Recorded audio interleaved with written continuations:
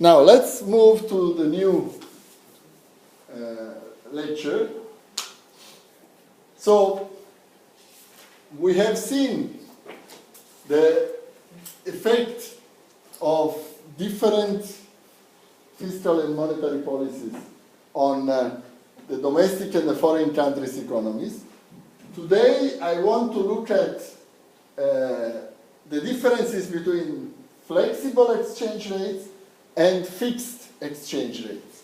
So first I will have to explain to you what do we mean by fixed exchange rates, how a central bank can achieve a fixed exchange rate regime, and then I will show that in such a regime, then the central bank loses the ability to use monetary policy as a policy tool to stimulate the economy. That's no longer possible.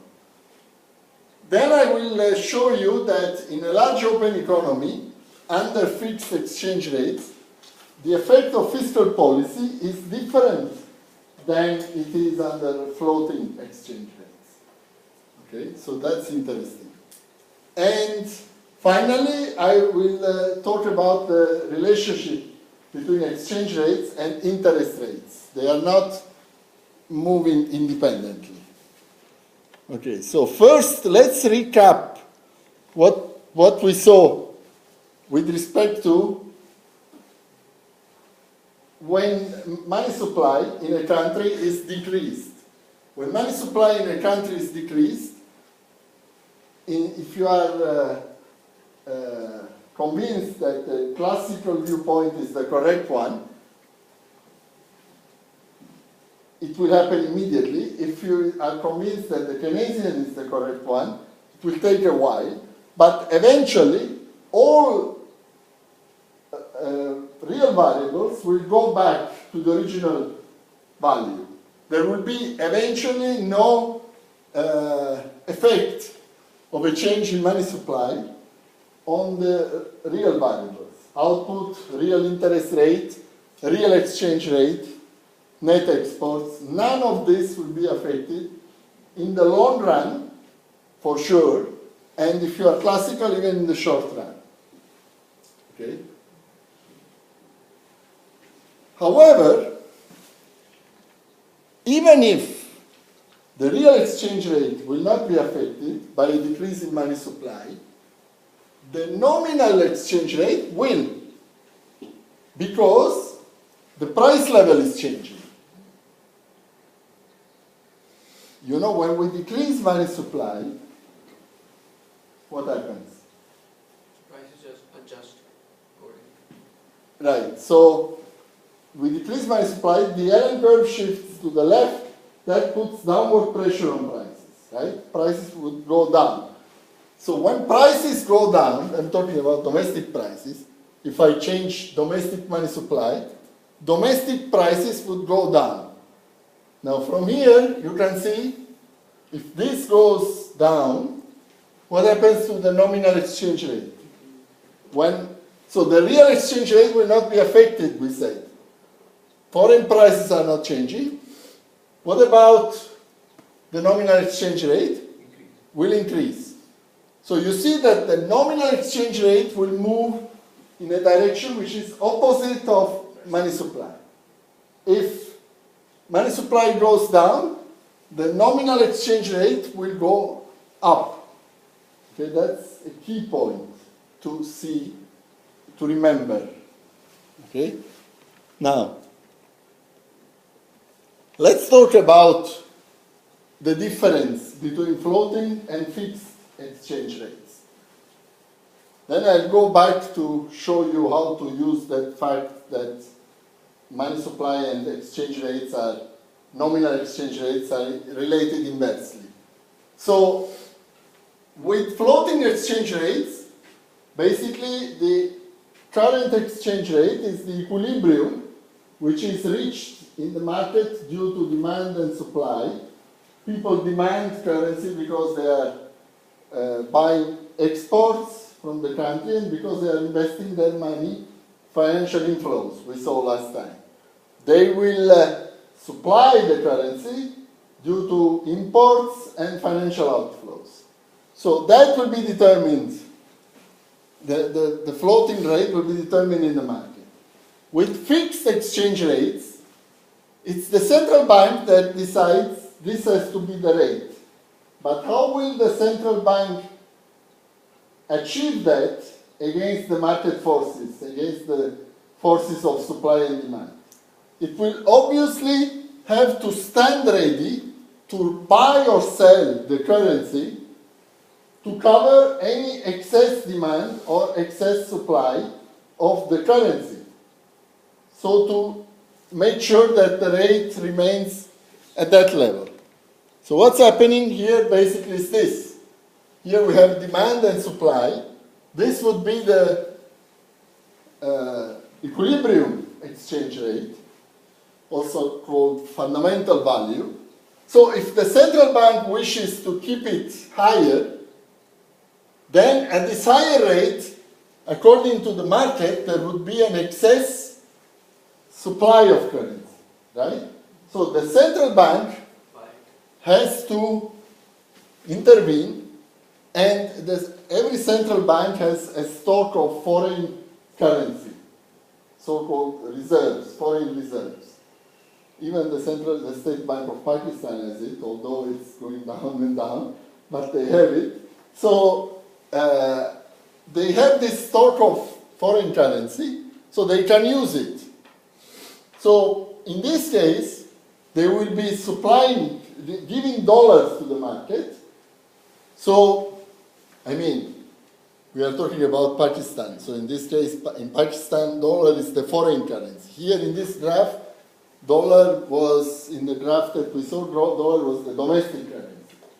But let's say we are in Pakistan, and here the currency is rupees, right? The amount of currency we are talking about. So we want to, the central bank will supply the dollars, so we lose these reserves, and that way it will ensure that the rate remains at that level, will not go down. Okay? So will the supply curve shift to the left or to the Demand right? curve will shift to the right. No, there is no shift. Simply, this gap between supply and demand will be filled by the central bank. The central bank will come with a suitcase full of dollars and will satisfy any body who was not satisfied by the corresponding partner in the market. You know, here, this means that in the market, everybody who wants to sell finds a buyer. Here, that means that is no longer true. There is an excess supply. So some sellers do not find buyers. But because of the central bank intervention, all the sellers that were not finding a buyer will be satisfied by the central bank. The central bank will buy their rupees and sell them dollars. Okay? Now, that is when the currency is overvalued, when the official rate is at an overvalued level. So in that case, you see that if there are always people that are speculating on these things.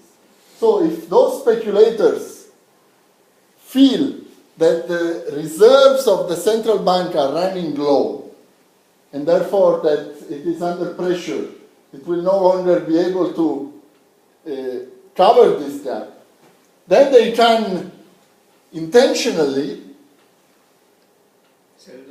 bring to the market more than just because they want, you know, the imports or they want to invest due to higher interest rate or anything, just because they want to put the central bank against the wall.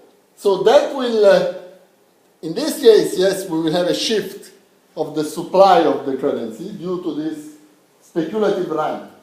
And therefore the loss will be even bigger by the central bank. So you can see how it works, that when central bank reserves are running low, so precisely when it should need, to use less of them, it's when people are like vultures, they sense the difficulty and they force it to use that even more. And if it were not to do so, then of course those speculators will really smell the blood, so they to ensure that everything is fine, under control, they have to provide those reserves, and until of course sometimes the thing is no longer sustainable, and then we go from 105 to 140, as it happened over here. Okay, so that is one thing. This is the opposite situation. This is when the official rate is below the equilibrium, the fundamental value. So in this case, the central bank will be gaining reserves, because here now there is an excess demand for the currency. So the central bank has to sell the domestic currency and buy the foreign currency, and so their foreign reserves will be replenished. It happens when you have a very strong, for example, you have a fixed exchange rate, but you have a very strong trading position, like in the case of China, which was exporting a lot, but with a fixed exchange rate, so China's foreign reserves were piling up and becoming very large. So that is the case here. Or probably also Japan for a period of time was in the same situation. Okay? Now, again, I'm going back to that relationship between the nominal exchange rate and money supply. Okay, that's a key relationship. So we have seen that with monetary contraction, prices go down, and therefore the nominal exchange rate goes up. Okay, we have seen that. Now, we can plot this relationship here. We have money supply on the horizontal axis, and we have nominal exchange rate on the vertical axis. You can see that this is the negative relationship, according to the market forces. Now, if there is an official rate fixed, then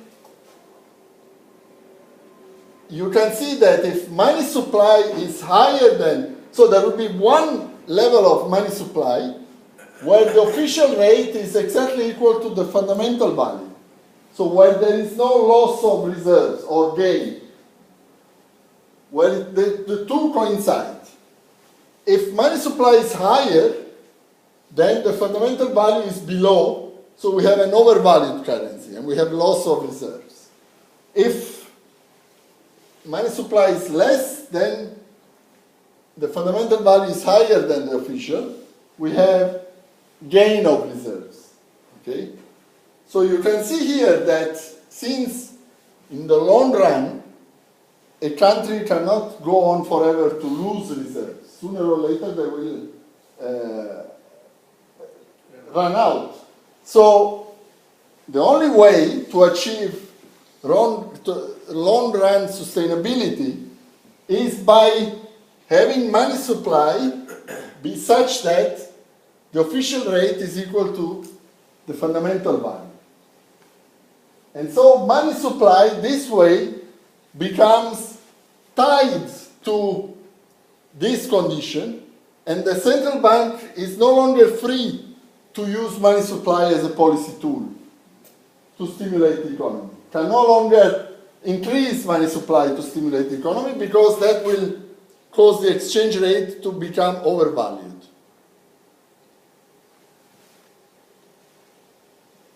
So this is a very important point. It's probably the most important point of the whole, this open economy section of the course, is that number one, there is a negative relation between money supply and the nominal exchange rate. This is always the case, whether it's floating or fixed. There is that. When it's floating, there is a negative relationship. So when you fix it, then you tie the money supply to a particular value in order to make the fixed exchange rate equal to the fundamental value. And therefore, there is no longer any room to use monetary policy for policy purposes. Okay?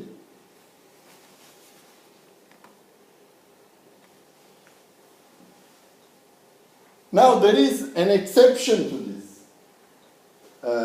It can't be used, money supply, to achieve macroeconomic stabilization.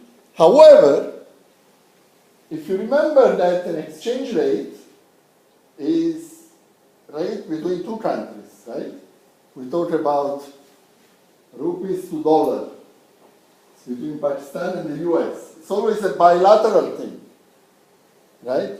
So when I'm saying that the exchange rate here, so in this graph, the two countries are Argentina and Brazil. So this is Brazil. This graph is about Brazil. Okay? Now, we said Brazil has to have money supply at M1 in order for the exchange rate to be equal to the fundamental value. If it increases money supply, then it becomes overvalued, right? That's what we said. But notice that the exchange rate of Brazil's currency with Argentina's currency is, two faces of the same coin.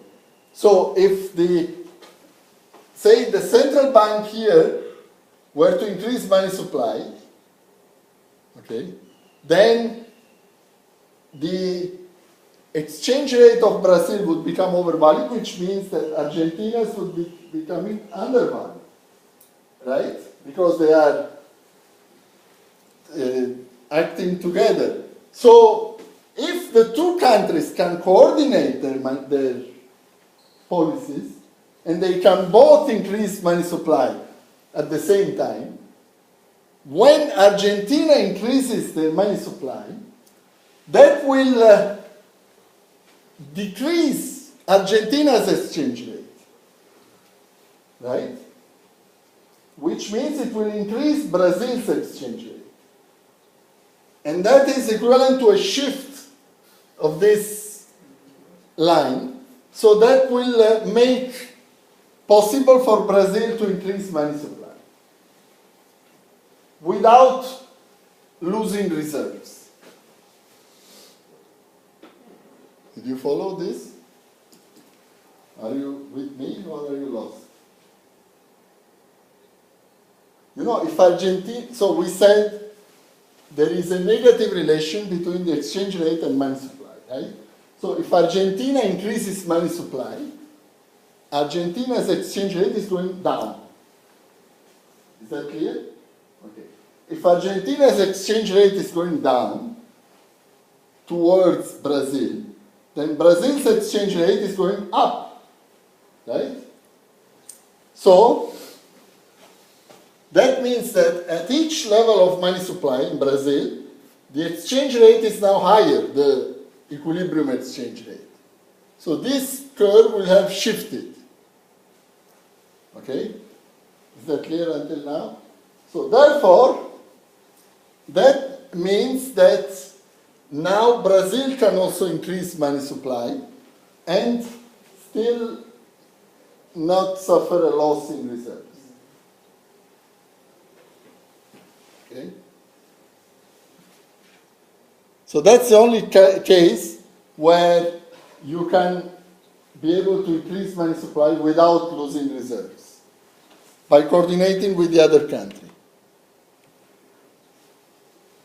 Now, one more important point is that under fixed exchange rates, fiscal policy will be more effective at increasing output. Let's see why. Okay? Normally, we are at A, we increase the exchange rate, we increase money supply, we increase government expenditures, okay, we increase government expenditures, IS curve shifts, we go from A to B. That is what it would normally happen, right?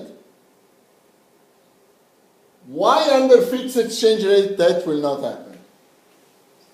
Or why the central bank cannot let that to happen? So because you can't change the money supply. So if the interest rate increases, then there will be a increase in the demand for domestic currency. Exactly. If the central bank allows the interest rate to increase from this level to this level, then that will attract foreign investors, so the exchange rate will also increase because the demand for the currency will increase. And therefore, since the exchange rate is fixed, the central bank does not want the interest rate to go up. So it has to keep it fixed. Fixed exchange rate basically means also fixed interest rate. So therefore, it will respond to the increase in government purchases with increase in money supply. Okay? So that means the LM curve will also shift to such a level that the interest rate is still there. So that means that the change in output is equal to the full horizontal shift of the IS curve, as if the LM curve was horizontal, in the case of fixed exchange rates. Okay? This is because the central bank cannot have any change in interest rate, otherwise that will put pressure on the exchange rate. So hence, it will accommodate by increasing money supply whenever government expenditures go up.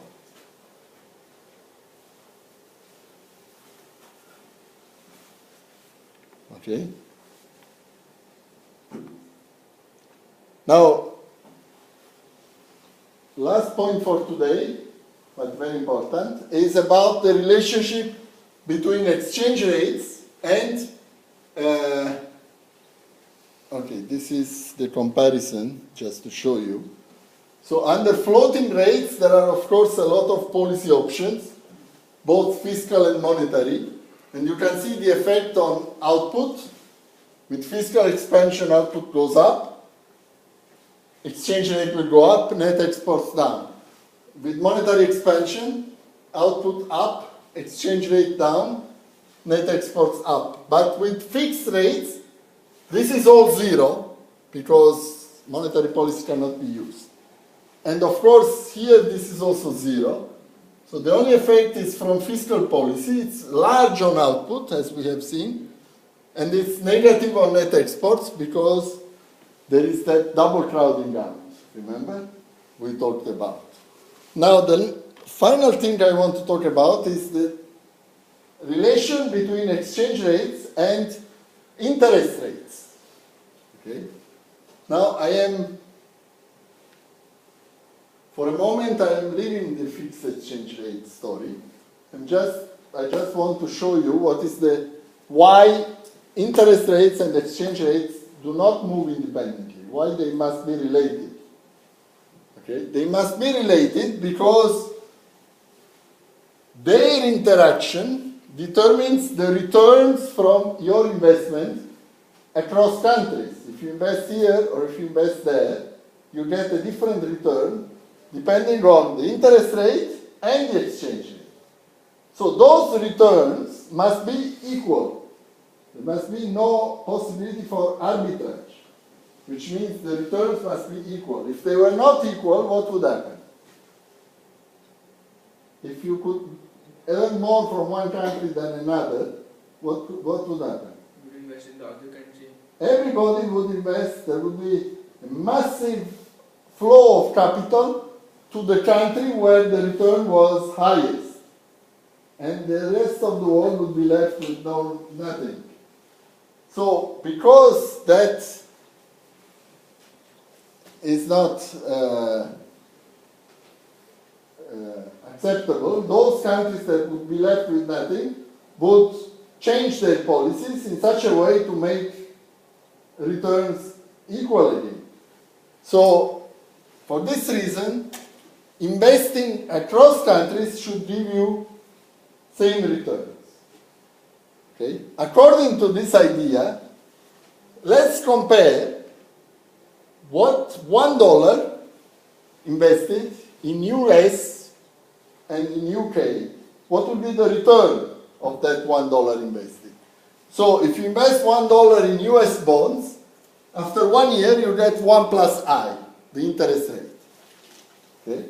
If you invest in UK, first you have to convert the dollar into pounds, right? And then you have to multiply the pounds by the foreign interest rate, 1 plus I star, that's the foreign interest rate. So that's your return in pounds. Then you have to compare with your return in dollars here, you have to divide by the exchange rate to convert back into dollars. Then, according to what I said, this thing here, the return in dollars from investing in the UK, should be equal to the return in the US from investing in US bonds. These two have to be equal. If they were not equal, everybody would invest wherever it's higher. Okay? So we equate the two. Equate. This is the exchange rate at T. This is the exchange rate expected at T plus 1. That's the domestic interest rate, and this is the foreign interest rate. So this is the main relationship. Okay? And this is known as uncovered interest parity relation, because it's kind of a bit like the purchasing power parity. That's about goods. This is about financial investments. Okay? Now we can rewrite this slightly differently, this way, because, let me show you. Here, so we have 1 plus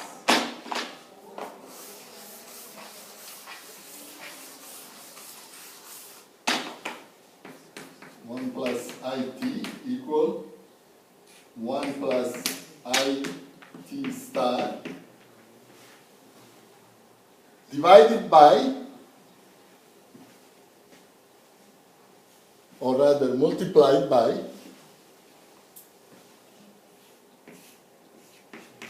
ET over ET plus 1 expected. Okay? That's what the relation says. Now we can rewrite this as divided by ET plus 1 expected over ET. It's the same thing, right? And then we can subtract ET and add ET. It's still the same thing, right? And then once we do that, so this part is the change in exchange rate, and then plus 1. Okay? So that's what you see here. 1 plus the change in exchange rate. Okay? So nothing special is happening. It's the same relation, except with this small change. Now this is equivalent roughly equivalent to this, because you can basically what you do, if you bring this to this side, then you see that when you open the parenthesis and multiply through, you have some cross products, and these are rates. So if the rates are very small, the cross products are even smaller. If you are multiplying 3% by 2%, then what you get is a very small number. So you can ignore that cross product. Therefore, you end up with this, that the domestic rate, interest rate, is roughly equal to the foreign interest rate minus the change in exchange rate.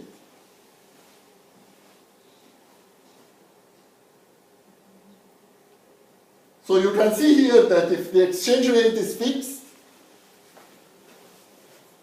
if there is a fixed exchange rate regime, what does that imply for the interest rate? Compare the interest rates between the countries.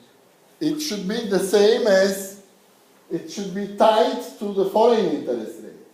It cannot be different, because if it was different, that would trigger an inflow or outflow, depending on whether it was higher or lower than the foreign one.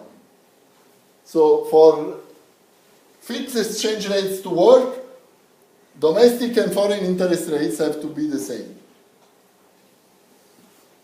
Okay?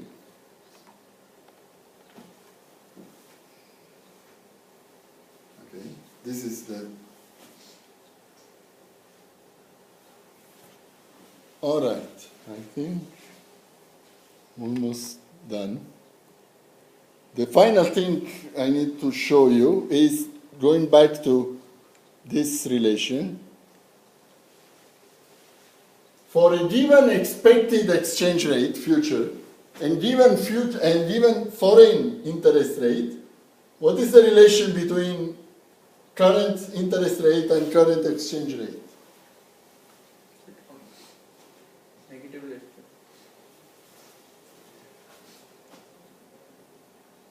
So when exchange rate goes down, the whole thing becomes bigger, and so interest also goes down. So positively. Positively related, okay? So it's positively related. We can put this on a graph. The domestic interest rate and exchange rates are, and current exchange rates, everything else the same, are positively related, according to that interest parity relation. Given foreign interest rate and given the expected future exchange rate. Of course, this relation is positive if you define the exchange rate as amount of foreign currency you buy with if you define the exchange rate as the price of the domestic currency in terms of foreign currency. But if you define it the other way, as the price of foreign currency in terms of domestic currency, then this becomes the opposite. It becomes downward sloping.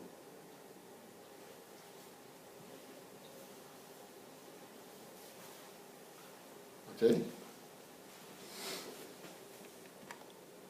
And I think this is the slide that you like the most.